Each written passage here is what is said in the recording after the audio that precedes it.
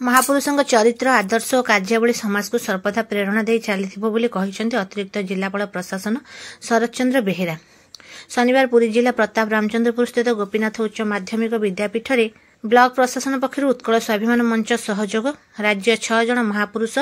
मधुसूदन दास, जयराज गुरु, कृष्णचंद्र गजपति, नारायण देव, सुभाष बोस, गोपबंधु दास और राजा हरिहर महर्दराज प्रतिमूर्ति उन्मोचित होता। प्रतिमूर्ति उन्मोचन करी और विद्यालय छात्र छात्री को संबोधन कर श्री बेहेरा पिला अवस्था महापुरुषों विषय जानिले सेमानक चरित्र पर सकारात्मक प्रभाव पड़िबो बोली कहबा सह